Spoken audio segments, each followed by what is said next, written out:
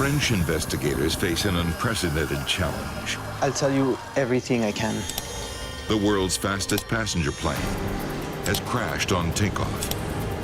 They knew that they were going to die.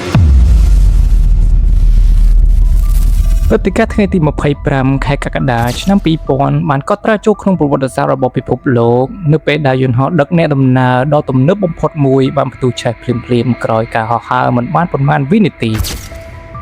វិនិស្សកម្មមួយនេះមិនត្រឹមតែបានផ្លាស់ប្ដូរប្រព័ន្ធសុវត្ថិភាពអាកាសចរប៉ុណ្ណោះទេប៉ុន្តែវាក៏ជាថ្ងៃអវសាននៃយន្តហោះល្បឿនលឿនជាងសម្លេងដ៏ល្បីល្បាញមួយផងដែរ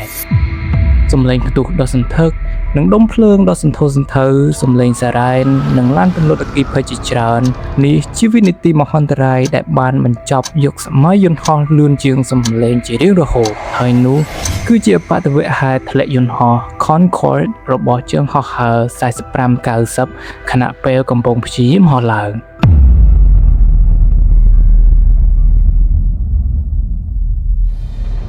Concorde. It's really a wonderful machine. It's been described as a beautiful white bird. It's been described as the white rocket. It's fantastic. មុនពេលជួបវាសនាគតិខ្ទមនេះ Concorde ធ្លាប់ជាអច្ឆរិយវត្ថុវិសេសវិសាលនៃវិស័យអាកាសចរស៊ីវិលវាជាជម្រើសផ្ដាច់មុខសម្រាប់មហាសេដ្ឋីតារាល្បីៗនិងអ្នកនយោបាយកម្ពុជានាសម័យនោះវាអាចធ្វើដំណើរឆ្លងកាត់មហាសមុទ្រអាត្លង់ទិកដោយប្រើពេលត្រឹមតែជាង3ម៉ោងប៉ុណ្ណោះក្នុងរយៈពេលជិត25ឆ្នាំ Concorde មានកំណត់ត្រាសុវត្ថិភាពល្អឥតខ្ចោះវាត្រូវបានគេចាត់ទុកជាយន្តហោះដែលមានសុវត្ថិភាពបំផុតនៅលើពិភពលោកប៉ុន្តែអ្វីៗគ្រប់យ៉ាងត្រូវបានផ្លាស់ប្ដូរវាសនាយន្តហោះមួយ model នេះជារៀងរហូតនៅថ្ងៃនោះជើងហោះហើរ Fly 45-90បានទាញខ្លួនចាក់ចេញពីព្រលានយន្តហោះ Charles de Gaulle ទីក្រុងប៉ារីសនៃប្រទេសបារាំងអ្នកដំណើរភាគច្រើនជាភ្ញៀវទេសចរជនជាតិអាល្លឺម៉ង់ដែលពោរពេញទៅដោយក្តីរំភើបក្នុងការធ្វើដំណើរជាមួយយន្តហោះដ៏ប្រណិតមួយនេះគ្មាននរណាម្នាក់ដឹងទេថានេះជាការហោះហើរលើកចុងក្រោយរបស់ពួកគេឡើយយន្តហោះបានចូលទៅកាន់ផ្លូវរត់លេខ26ខាងស្ដាំប៉ុន្តែនៅលើផ្លូវរត់នោះមានគ្រោះថ្នាក់មួយកំពុងរង់ចាំពួកគេរួចជាស្រេច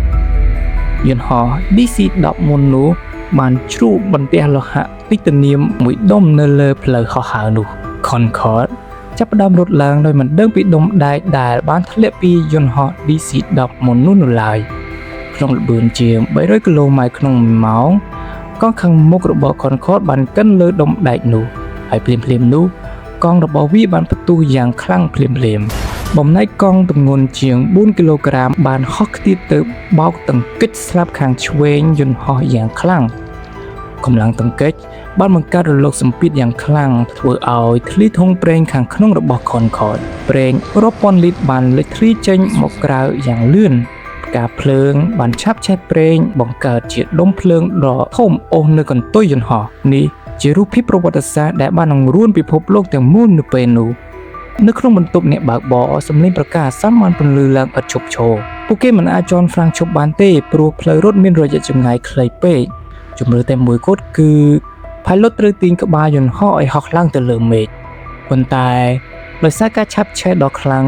ម៉ាស៊ីនទី1និងទី2បានចាប់ផ្ដើមបាត់បង់កម្លាំងរុញច្រានស្ទើរតែទាំងស្រុងរួចទៅហើយយន្តហោះមិនអាចបង្កើតកម្ពស់បានទេវាអាចហោះកម្ពស់បានត្រឹមតែ60ម៉ែត្រពីលើដីតែប៉ុណ្ណោះរចនាសម្ព័ន្ធស្លាបខាងឆ្វេងចាប់ផ្ដើមរលាយដោយសារតែកម្ដៅភ្លើងដ៏សន្ធើសន្ធៅនៅខាងមុខរបស់ពួកគេគឺជាទីប្រជុំជន Gonesse ខណៈពេលនោះអ្នកបើកបរបានបាត់បង់ការគ្រប់គ្រងយន្តហោះទាំងស្រុងទៅហើយ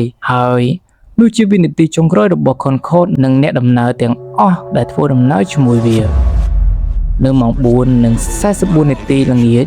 Concorde បានធ្លាក់បោកទង្គិចទៅលើសណ្ឋាគារមួយនៅក្បែរនោះ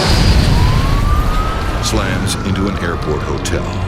Oh mon Dieu. Thank you. I think into the very last moments where I was thinking that something will save the situation. I remember that I just sat down on the carpet floor of the control tower up there and I cried. មនុស្សទាំង109នាក់នៅលើយន្តហោះនិងមនុស្ស4នាក់នៅលើដីបានបាត់បង់ជីវិតភ្លាមៗនៅពេលនោះព័ត៌មាននេះបានធ្វើឲ្យពិភពលោកទាំងមូលមានភាពតក់ស្លុតជាពន់ពេក ភ្លាមៗនោះក្រុមហ៊ុន Air France បានផ្អាកការហោះហើររបស់ Concorde ទាំងអស់តែម្ដងសំណួរដ៏ធំបំផុតគឺតើយន្តហោះដ៏ល្អឥតខ្ចោះនេះធ្លាក់ដោយរបៀបណាការស៊ើបអង្កេតជាផ្លូវការបានចាប់ផ្ដើមធ្វើឡើងយ៉ាងល្អិតល្អន់លទ្ធផលបានបង្ហាញពីចំណុចខ្សោយដ៏ធំមួយដែលគេមើលរំលងនៅលើ Concorde នោះគឺធុងប្រេងរបស់វាមិនមានការការពាររឹងមាំពីបំណែកឬកំទេចកំទីផ្សេងៗឡើយជាទូទៅសម្រាប់យន្តហោះធម្មតាគ្រោះថ្នាក់ផ្ទុះកង់មិនអាចធ្វើឲ្យធ្លាយធុងប្រេងធ្ងន់ធ្ងរបែបនេះនោះទេប៉ុន្តែសម្រាប់ Concorde វាបាននាំមកនូវមហន្តរាយដ៏ធ្ងន់ធ្ងរ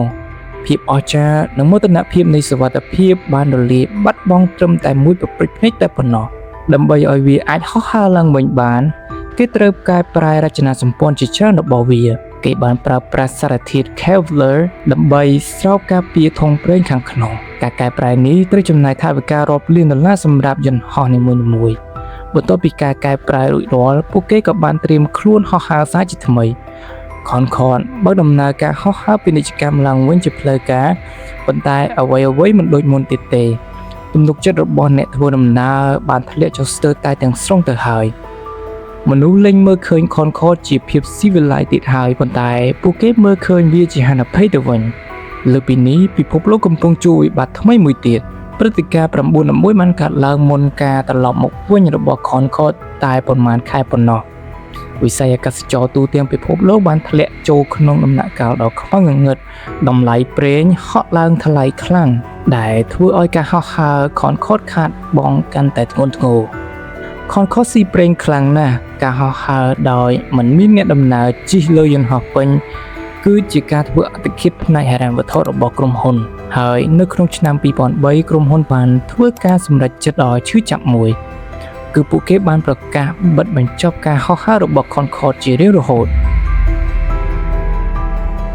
នៅថ្ងៃទី24ខែតុលាឆ្នាំ2003គឺជាថ្ងៃបញ្ចប់នៃយុគសម័យដែលមនុស្សជាតិអាចធ្វើដំណើរលឿនជាងល្បឿនសំឡេងវាជាការលាគ្នាដ៏សោកសៅបំផុតក្នុងប្រវត្តិសាស្ត្រវិស័យអាកាសចរស៊ីវិលតើគ្រោះថ្នាក់នៃជើងហោះហើរ45-90ពិតជាមូលហេតុតែមួយគត់ដែលសម្លាប់ Concorde មែនដែរឬទេចម្លើយគឺគ្រោះថ្នាក់នោះគឺជាកាតាលីករបំផ្លិចបំផ្លាញដ៏ធំបំផុតដែលបានបំផ្លាញកេរ្តិ៍ឈ្មោះដ៏ល្បីល្បាញរបស់ Concorde ព្រោះអ្វីដែលធ្វើឲ្យ Concorde រស់រានមានជីវិតកន្លងមកគឺភាពអស្ចារ្យរបស់វានៅពេលដែលមនុស្សលែងជឿជាក់លើភាពល្អឥតខ្ចោះនោះវាក៏លែងមានតម្លៃពិសេសទៀតហើយពិភពលោកបានបដូរទិសដៅទៅរកយន្តហោះដែលស៊ីប្រេងតិចនិងដឹកមនុស្សបានច្រើនជំនួសវិញ